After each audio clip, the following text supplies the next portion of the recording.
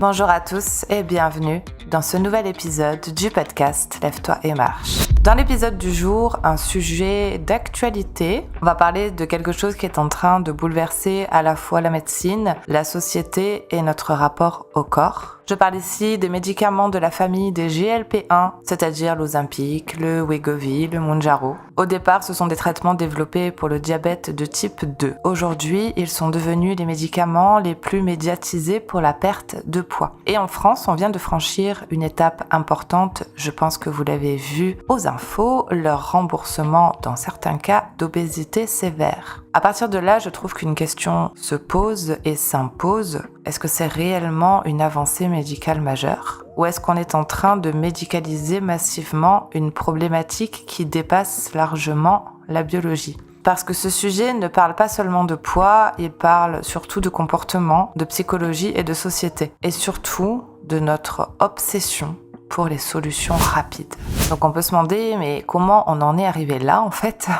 Pendant longtemps, le discours dominant sur le poids était simple. Mange moins et bouge plus. L'obésité était essentiellement vue comme un problème de volonté. Puis la science a complexifié cette vision. On a compris que le poids corporel est régulé non pas seulement par notre volonté, mais par un ensemble de facteurs, comme les hormones, le cerveau, l'environnement alimentaire bien sûr, mais aussi le sommeil, le stress, la génétique. Et dans ce contexte, un mouvement culturel s'est développé, le body positive. À l'origine, son message était clair. Chaque personne mérite le respect, indépendamment de son corps. Mais avec le temps, certaines dérives sont apparues dans le discours, notamment sur les réseaux sociaux.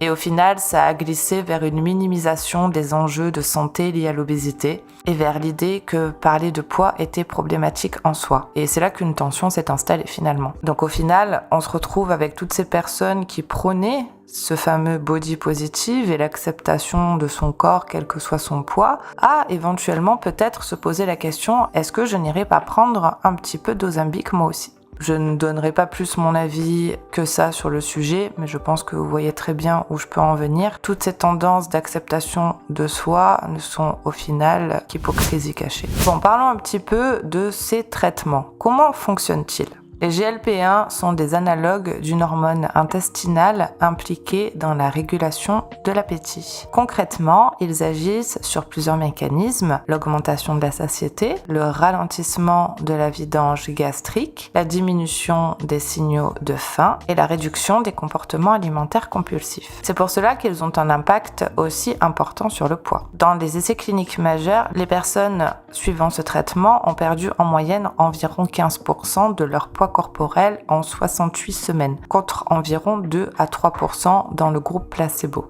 Pour certains patients, on observe même des pertes supérieures. Ces résultats ont changé la perception médicale de l'obésité. Mais il faut comprendre quelque chose d'important. Ces résultats sont obtenus dans des conditions idéales, c'est-à-dire avec un suivi médical rapproché, un accompagnement nutritionnel, une sélection des participants et bien sûr une forte adhésion au protocole. En conditions réelles, donc c'est-à-dire monsieur et madame tout le monde entre guillemets dans sa maison, les résultats sont bien plus variables. Et surtout, il soulève une question importante. Est-ce que ce que l'on observe dans un essai contrôlé est transposable sur plusieurs années dans la vie quotidienne ? Sous-entendu, qu'est-ce qui se passe dès qu'on arrête le traitement ? Et finalement, on en revient toujours au même problème. Si le mode de vie n'est pas changé, ça revient à faire un énième régime restrictif pour au final reprendre tout son poids une fois qu'on a terminé et retourner dans le fameux effet yo-yo. Petite parenthèse malgré tout très importante parce que personne n'en parle dans le cadre du traitement via les GLP-1, c'est la composition de cette perte de poids. De façon générale, quand on perd du poids, on perd de la masse grasse, mais aussi de la masse maigre. Les études estiment qu'environ 20 à 40% de la perte de poids peut concerner la masse maigre selon les conditions. C'est énorme. Et cela n'est pas forcément spécifique à ces médicaments.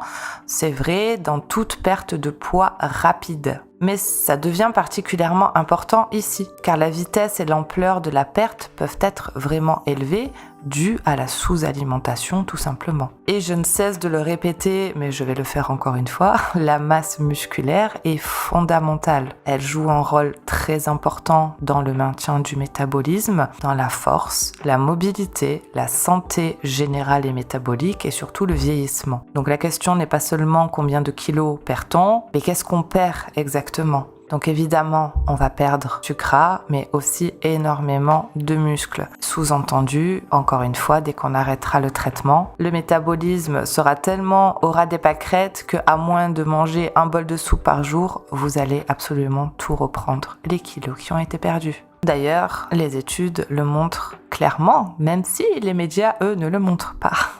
Ces fameuses études nous montrent un schéma relativement constant. Lorsqu'on arrête les GLP-1, une partie importante du poids perdu est repris plutôt rapidement. Du coup, ça veut dire quoi ? Ça veut dire que le médicament agit tant qu'il est pris, en toute logique, vu qu'il agit sur les hormones et va vous couper la faim, vous n'allez pas manger pendant le temps du traitement. On arrête le traitement, le corps refonctionne correctement et va donc réclamer à manger normalement. Le problème étant, aucun apprentissage concernant l'alimentation n'a été fait, donc la personne va en toute logique retrouver ses anciennes habitudes alimentaires et donc reprendre tout le poids perdu. Donc au final, ça voudrait dire quoi ? Ça voudrait dire qu'il faudrait prendre ce traitement de façon chronique et ça change complètement la perception du bénéfice, entre guillemets, qu'il est supposé apporter. Il ne met pas du tout un terme à l'obésité, il vous empêche simplement de manger pendant une durée limitée en coupant votre sensation de faim, tout simplement. D'autant qu'à la base, je le répète, ces médicaments ont été conçus pour les diabètes de type 2.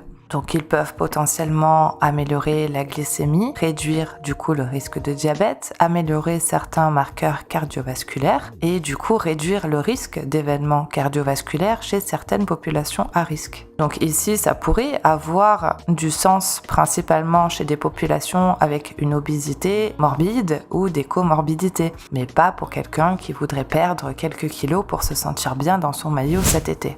Après évidemment, comme tout médicament, les GLP-1 ont aussi des effets secondaires. Les plus fréquents sont les classiques de tout traitement, des nausées, vomissements, diarrhée, constipation, inconfort digestif, qui peuvent avoir lieu pendant le traitement, mais chez certains individus aussi après le traitement. Après, il y a évidemment tout ce qui n'a pas été suffisamment étudié, car nous n'avons pas assez de recul sur ces traitements sur la longue durée. Tout ce qui est tolérance à long terme et effet à long terme de prendre ces médicaments de façon chronique ou ponctuelle. En fait, on est encore dans une phase où la science continue d'apprendre sur ce sujet et n'a pas suffisamment de recul. Donc malgré tout ça, pourquoi ces médicaments explosent et pourquoi tout le monde se rue dessus ? La question, elle n'est pas seulement médicale, elle est surtout sociale. La pression esthétique constante, l'influence des réseaux sociaux, la quête de solutions rapides et magiques, et surtout une société qui tolère de moins en moins la frustration et qui a de moins en moins de patience et qui veut de moins en moins s'investir et fournir des efforts. En parallèle, on observe malgré tout un retour progressif de standards de minceur, voire même de maigreur très marqués. Tout ça grâce à l'influence pas toujours bonne des réseaux sociaux.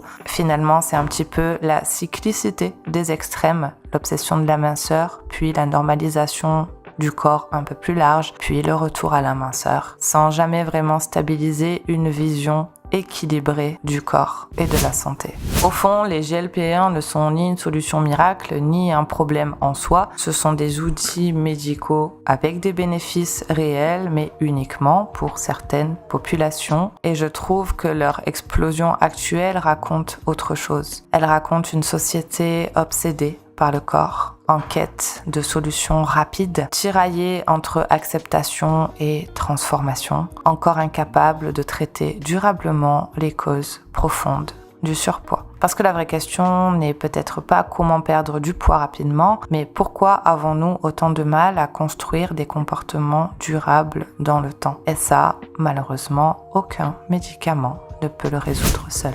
J'espère que cet épisode t'aura servi et appris des choses. J'ai essayé d'aborder le sujet en restant le plus neutre possible, car le but de ces podcasts n'est pas d'exposer mon opinion ou mon avis, mais d'apporter un maximum d'informations pour vous éclairer et que vous puissiez vous forger votre propre avis en connaissance de cause. Si jamais vous voulez aborder le sujet plus en détail, évidemment, on peut se retrouver et en discuter sur Instagram.